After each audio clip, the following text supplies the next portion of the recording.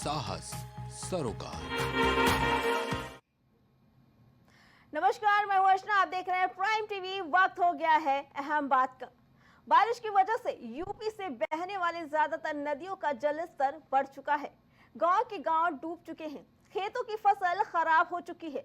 बलरामपुर, कुशीनगर, सिद्धार्थनगर के 25 गांव टापू बन चुके हैं। कमोबेश कुछ ऐसा ही हाल शाहजहांपुर और गोरखपुर का भी है। देखिए इस पे हमारी खास रिपोर्ट। गंडक नदी बैराज पर 3,65,000 क्यूसेक पानी छोड़ा गया है। अतः आप सभी ग्रामवासियों से समय से अपने सावधानी बरतें और दियरा क्षेत्र में न जाएं। नेपाल में लगातार हो रही बारिश का असर बिहार और यूपी तक दिखाई दे रहा है। कोसी और गंडक नदियां उफान पर हैं। बैराज से पानी छोड़े जाने के कारण बिहार के 13 जिलों में बाढ़ के हालात हैं। करीब 1 लाख लोग बाढ़ की चपेट में हैं। प्रशासन ने बस्ती खाली कराने के निर्देश दिए हैं। गंडक नदी बैराज पर 3,65,000 क्यूसेक पानी छोड़ा गया है। अतः आप सभी ग्रामवासियों से समय से अपने सावधानी बरतें और दियरा क्षेत्र में न जाएं। बिहार में 1968 के बाद बाढ़ की इतनी विकराल स्थिति बनी है। अब गंगा नदी का जलस्तर बढ़ने की आशंका है। नेपाल के तराई क्षेत्रों में हो रही लगातार बारिश बिहार समेत पूर्वी उत्तर प्रदेश के लिए आफत बनी हुई है, तो उत्तर बिहार में बाढ़ का खतरा बढ़ा है। कोसी, सीमांचल और भागलपुर समेत कई जिलों को अलर्ट किया गया है। 56 साल के बाद पहली बार कोसी बराज से रिकॉर्ड मात्रा में पानी छोड़े जाने के आसार जताए जाने के बाद तटबंधों की निगरानी तेज कर दी गई। वाल्मीकि नगर स्थित गंडक बराज से भी भारी मात्रा में पानी छोड़ा जा रहा है। कोसी और गंडक बराज के सभी फाटक को खोल दिए गए हैं। तटबंध के अंदर बसे लोगों को सुरक्षित जगहों पर जाने की अपील की जा रही है। गंगा और कोसी के बाद अब गंडक नदी भी तबाही मचाने की तैयारी में है।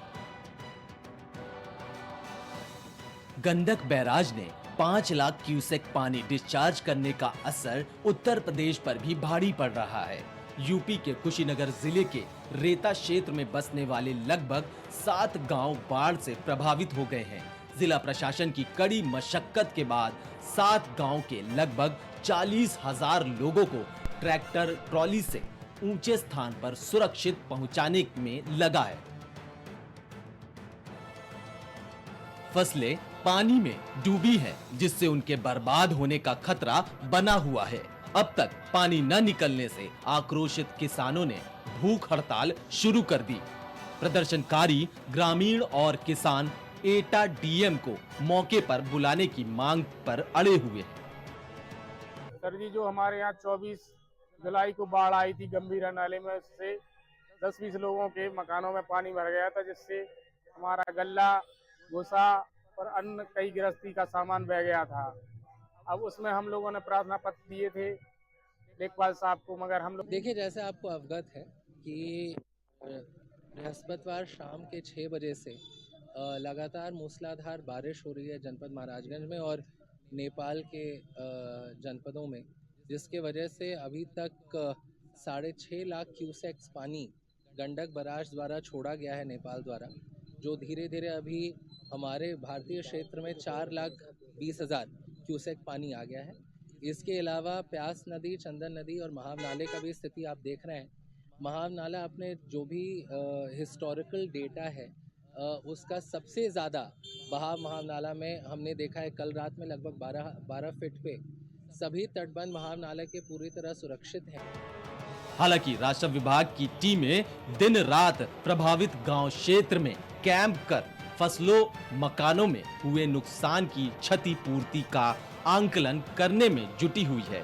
एसडीएम सदर भावना विमल और तहसील नीरज वार्ष्णे खुद ही बाढ़ग्रस्त क्षेत्र की कमान संभाले हुए हैं। साथ ही शिविर लगाकर मुआवजा पत्रावलियां तैयार करवा रहे हैं। नेपाल में हो रही बारिश बिहार समेत यूपी पर काल बनकर बरस रही है। किसान से लेकर शहर में रहने वाले लोग परेशान हैं। हालात ये हैं कि पानी अब सर से ऊपर हो चुका है। नेपाल के पहाड़ी इलाकों में लगातार हो रही मानसूनी बारिश से भारत के तराई इलाके में स्थित महाराजगंज में बाढ़ का खतरा एक बार फिर से बढ़ गया है। नेपाल से भारतीय क्षेत्र में बहकर आने वाली नदियों व नालों की उफान से हर साल एक तरफ जहां सैकड़ों एकड़ फसल बर्बाद हो जाती है, वहीं जिले के कई इलाके बाढ़ से पूरी तरह घिर जाते हैं। बीते दिनों से नेपाल समेत यूपी के कई जिलों में लगातार बारिश हो रही है, जिसके चलते नेपाल से निकलने वाली सभी नदियां खतरे की निशान के ऊपर बह रही हैं, जिसको देखते हुए जिलाधिकारी महाराजगंज अनुनय झा सिंचाई विभाग के अधिकारियों के साथ महाव नदी समेत तमाम तटबंधों का निरीक्षण कर अलर्ट करने के निर्देश दिए हैं। मझवा विधानसभा में होने वाले उपचुनाव को लेकर आज कांग्रेस पार्टी के नेतृत्व में कछवा के गांधी इंटर कॉलेज के मैदान में रैली हुई, जिसमें अजय राय समेत कई बड़े नेताओं ने भी हिस्सा लिया। वहीं इस दौरान कांग्रेस प्रदेश अध्यक्ष अजय राय ने कहा कि किमझवा विधानसभा का उपचुनाव पार्टी गठबंधन के साथ पूरी दमखम के साथ लड़ेगी, बाकी पार्टी की शीर्ष नेतृत्व तय करेगी। हम सब 10 सीटों पर होने वाले उपचुनाव में गठबंधन के साथ मिलकर लड़ेंगे। शिक्षा, बेरोजगारी, बुलडोजर कार्रवाई को रोकने, बच्चियों के साथ हो रहे बलात्कार पर रोक लगाने और कई जमीनी मुद्दों पर हम साथ मिलकर लड़ेंगे। और ये आगे 8 विधानसभाओं में और जहाँ उपचुनाव होने वाले वहाँ होने जा रहे हैं। चुनाव की तारीख में आप लगभग चुनाव आयोग घोषणा करने जा रही है। कहा जा रहा था कि आपने 5 सीटों की मांग की थी, लेकिन अभी तक आपका गठबंधन बन नहीं पा रहा है। क्या कांग्रेस अकेले भी अगर नहीं होता है तो अकेले भी? हम लोगों का पूरा प्रयास होगा कि मिलकर लड़ें, साथ मिलकर लड़ेंगे और बाकी निर्णय राष्ट्रीय नेतृत्व करेगा। अभी तक हो नहीं पा रहा, क्या वजह? अब ये अभी आने दीजिए डेट, अभी डेट आई नहीं है, डेट आने दीजिए। राष्ट्रीय नेतृत्व को हमने 5 सीटों को दिया है प्रस्ताव, उसमें मझवा भी शामिल है और निश्चित तौर से पूरी ताकत के साथ हमारे कार्यकर्ता तैयारी कर रहे हैं। कांग्रेस अध्यक्ष ये श्योर कर रहे हैं कि हम लोग लड़ेंगे तो सपा के साथ गठबंधन नहीं। देखिए अभी निश्चित तौर से मैंने प्रस्ताव दिया है और मिलकर लड़ने का पूरा प्रस्ताव गया है, बाकी नेतृत्व को निर्णय लेना है, जो निर्णय होगा उसको मानेंगे। अच्छा,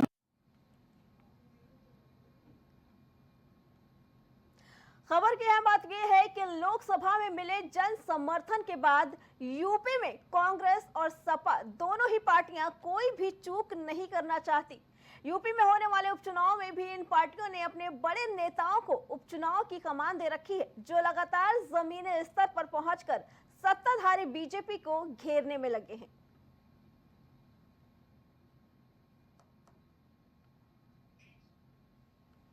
तो वहीं उत्तर प्रदेश में सत्ता परिवर्तन की भविष्यवाणी करते करते सपा विधायक महबूब अली ने ऐसा बयान दिया जिस पर बवाल मचना तो तय माना जा रहा है। दरअसल अमरोहा से समाजवादी पार्टी के विधायक और पूर्व मंत्री महबूब अली ने विवादित बयान देकर एक सियासी बवाल खड़ा कर दिया।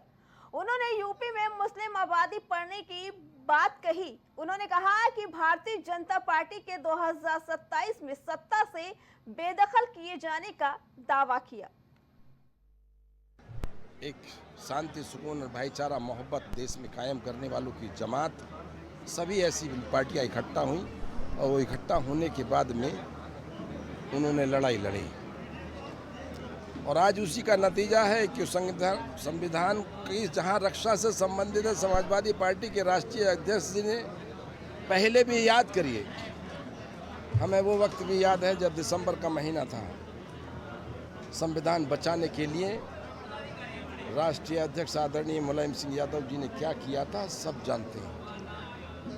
आज उन्हीं के नेतृत्व में उनके बेटे आज हैं और संविधान को बचाने के लिए हर लड़ाई समाजवादी पार्टी जमीन पर आकर लड़ेगी, लेकिन संविधान बचाएगी। उसी को उन्होंने प्रोग्राम बनाया था। बहुत जल्द आपके सामने आने वाला है और आपकी जो मानसिकता है उससे हमें प्रतीत हो रहा है कि आप कितना बड़ा जिहादी वाला कार्य कर रहे हैं। जो पहले आपके पूर्वज जो आक्रांता वाला काम करके गए थे, शायद वो कार्य अब आज के समय में सनातनी जाग चुका है, आपको उल्टा खदेड़ देगा। आप उनके द्वारा एक बात और कही गई है कि जो 2027 है, 2027 में हमारी जनसंख्या इतनी बढ़ चुकी होगी कि पूरे देश में हमारा ही वर्चस्व लहरेगा, तो उस पर क्या कहना चाहेंगे? मैं आपको पहले भी कह चुका हूँ कि इनका वर्चस्व बढ़ाना चाहते हैं ये लोग। इनके जितने भी मुस्लिम समुदाय के लोग हैं, ये सारे के सारे कह रहे हैं कि जनसंख्या को बढ़ाएं, जनसंख्या को बढ़ाएं। और इस पर जो बिल आ रहा है, जो कानून आने वाला है। लेकिन इस बीच सपा विधायक महबूब अली के विवादित बयान के बाद हिंदूवादी संगठनों ने हमला बोल दिया। विवादित बयान के मामले में महबूब अली और बिजनौर सपा जिला अध्यक्ष शेख जाकिर हुसैन के खिलाफ मुकदमा दर्ज कराते हुए राष्ट्रीय हिंदू युवा वाहिनी के प्रदेश अध्यक्ष ने महबूब अली के इस्तीफे की मांग कर डाली।